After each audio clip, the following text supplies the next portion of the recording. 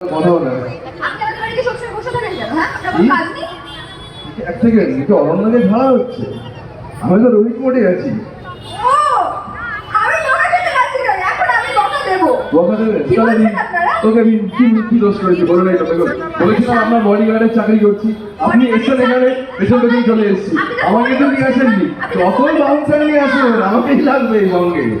ঠিক আপনি তো আছে, ফোনই করছিলেন না, কতবার ফোন করেছিলাম, তাই জন্য ঠিক বাউন্সারটা আছে, হাই করতে সময় তো হয়েছে। চলে এসেছি।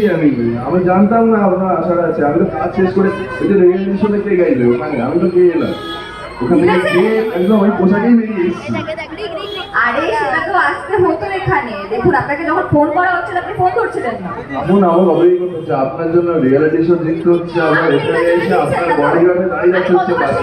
নিজের জন্য জিতুন। আপনি কথা বলে বলে হাঁপিয়ে গেলেন বলে তো আমাকে গান গাইতে হলো এখানে। কি বাকি চলছে নিজের উপর? তাই জন্য তো আমরা গেছি। আপনি থ্যাংক ইউ বলুন।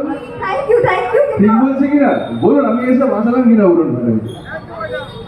কত ভিড় ভাট্টার মধ্যে আপনি একা একা আপনার যেটা দায়িত্ব সেটা আপনি কি করছেন? Thank you. গান গান করে বললেন তো বডিগার্ড।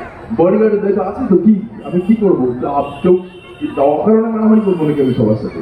ওখানে তো করতে হবে না। আপনি লেট ঢুকেছেন কেন? আমি তো আগে ঢুকে এ গিয়েছি। ঢুকেছে ওই যে আমি বাউন্স পাতাতে পাঠিয়েছিলাম, গান গাইছিলাম, ম্যাডাম দেখে গেলে আমি ঝগড়া করার অজুহাত করছে। আবার ওনারা বলছেন আমাকে ঝগড়া করতে। ওনাকে বলুন ঝগড়া করতে। 1 সেকেন্ড লাগে শুরু করতে, 1 সেকেন্ড লাগে ঝগড়া শুরু করতে। আচ্ছা, ঝগড়াটা তো দুজন মিলে হয়, হ্যাঁ? একা হয় না। হয়, আমি একা করলে কি করে হবে? উনিও তো করছেন। আপনি কেন করে ঝগড়া কন্টিনিউ করুন, সেটা চেয়েছি তুলে নিন। তুলে নিন।